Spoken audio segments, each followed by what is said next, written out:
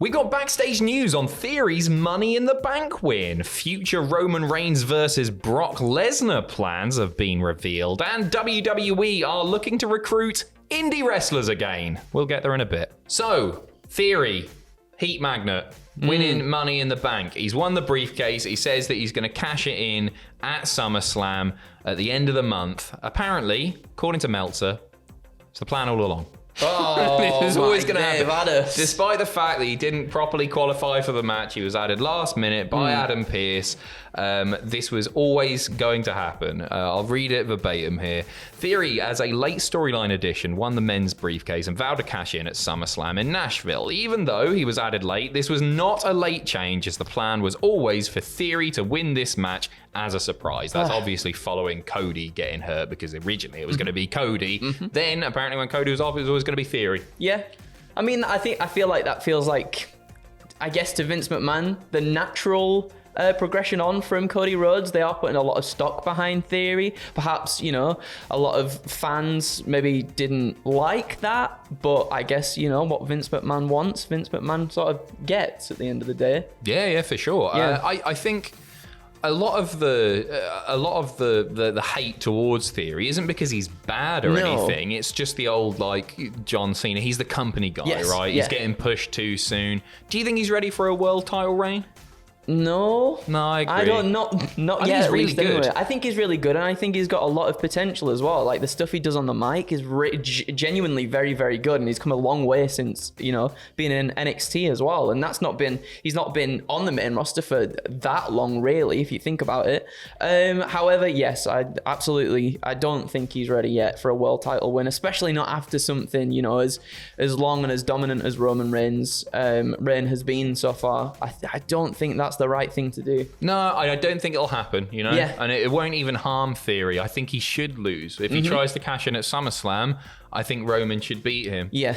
My concern about Theory is, I think he's a very, very effective heel. I'm not sure he's going to be a brilliant babyface. And if they're looking to build him as the face of WWE moving forward, I'm not sure he can do both roles, but I'd love to be proven wrong on that. He's just such a smug, arrogant. He's just got a face you'd love to. He does. You know what I mean? No, he does, and that's the thing. I mean, we've seen people like that, I think, in the past that have gone on to be like effective baby faces. I guess we just have to give it time, don't we? Another I think storyline circumstances. I think it could work out. I mean, we'll see. We will see. Time will tell. Optimistic. Also coming up at SummerSlam, we of course have Roman Reigns versus Brock Lesnar 7. I couldn't believe it reading that. I was going back through my sound and the WrestleMania, and it is actually 7. It is 7. Theory on Raw saying that Reigns versus Lesnar will be the last time that those will ever have a match.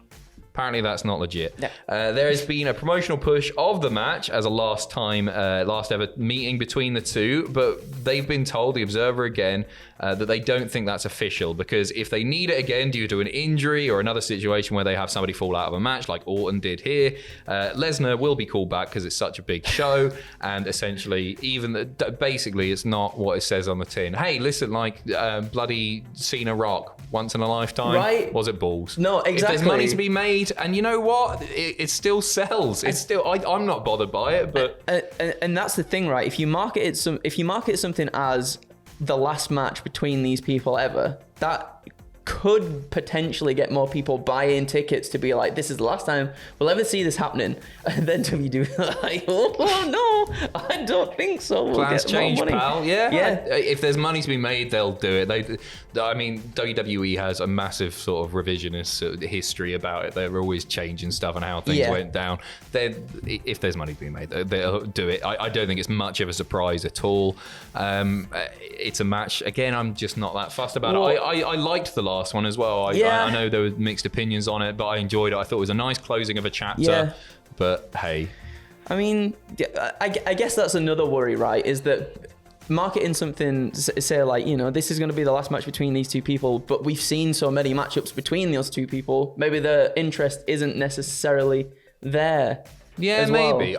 For me, it's like Roman with this really lengthy title reign. He doesn't have like a big feud. It should be Roman Brock. That should be the one. That should be like Cena's Orton. Do you know what I mean? That should be the thing. But to me, it still doesn't feel like it. And maybe that's because Brock is there so rarely and now Roman's there so rarely. I don't know. It just doesn't feel like that is the defining feud of Roman Reigns, even though it probably should do. Yeah. But it's cool because we're going to get more of them anyway.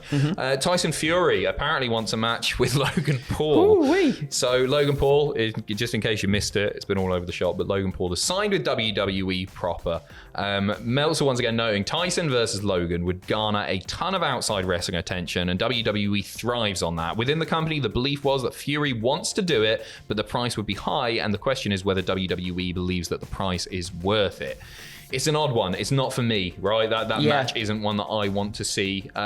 Logan Paul, I think, is a tremendous performer. Love him or hate him, I think you'd be a fool to say that he doesn't know what he's doing. He's very, very good at what he does. Yeah. Tyson Fury last time was... It was exactly right, and I think there's a definite clash of styles there in terms of in-ring work, right? Because Logan Paul very much, I think, it felt like he got it and he kind of understands what wrestling and all of this is all about. And Tyson Fury very much did feel like a celebrity that just popped in to say hello and then no-sell Braun Strowman and then, you know. Totally. Wrestling's all about character work and storytelling, and Logan totally nailed that.